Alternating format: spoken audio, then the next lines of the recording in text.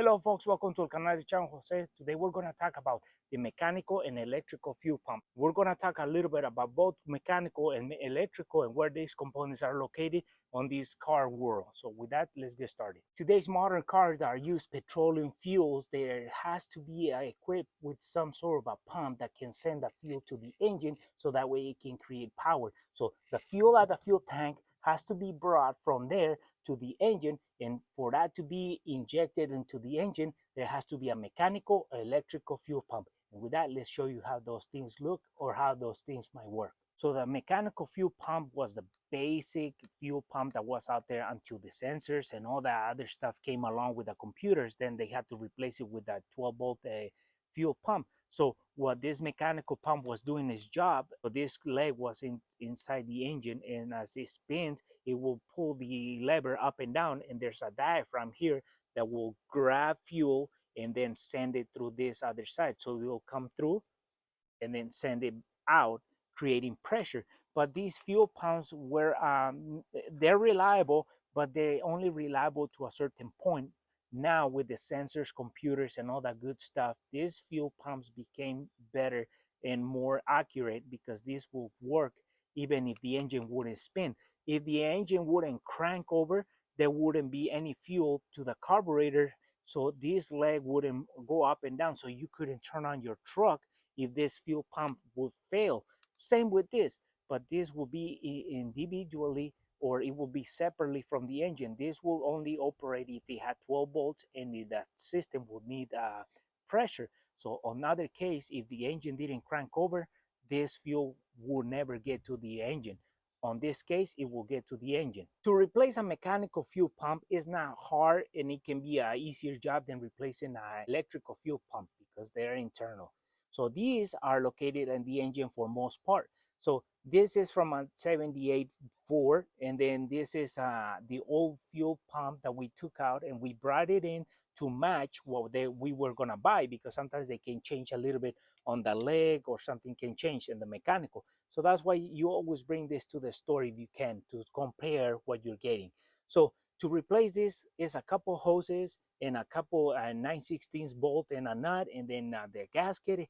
You take the old one and you put everything back with a new one, and you're almost done. These fuel pumps are just a diaphragm. So that's all it is. It just sucks fuel from one side and it sends it out through the other side as this levers goes up and down, and the diaphragm is right in here. That mechanical fuel pump will have in the fuel tank a sending unit.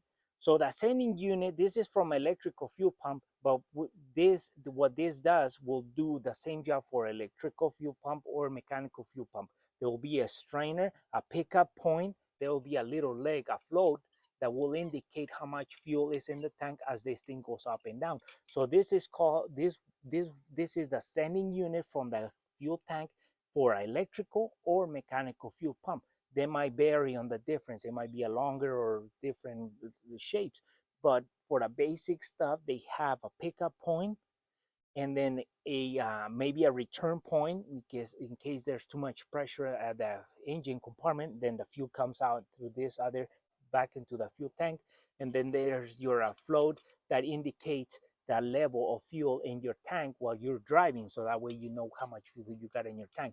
So this could be a basic image of what a sending unit can be for electrical or mechanical fuel pump. The mechanical fuel pump will be in the engine compartment, and then the sending unit will be at the tank. So two components. This will call fuel from this guy, and this guy will drag fuel through the strainer and send it through the line and then get it to the fuel pump. But the fuel pump is creating the suction, not this component.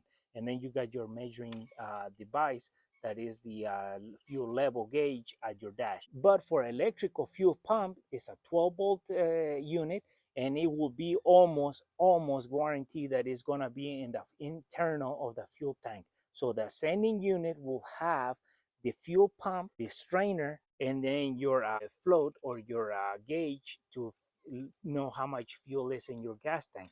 And what this does is that this unit will be all in one. So once the fuel pump goes bad, you have to pretty much find where the access to the fuel pump is on the gas tank, and sometimes you have to drop the gas tank or lift some seats or some compartment above from the car to get this whole unit out to replace this fuel pump. So next time you take your car to the mechanic and your fuel pump is electrical, you're gonna pay a lot more money than on a mechanical fuel pump, because those electrical fuel pumps, they're inside the tank, gas tank for most part, and sometimes those tanks, fuel tanks, have to be dropped, and those mechanics have to lift the car, use some special tools and equipment to get this unit out of the gas tank so they can just replace the fuel pump.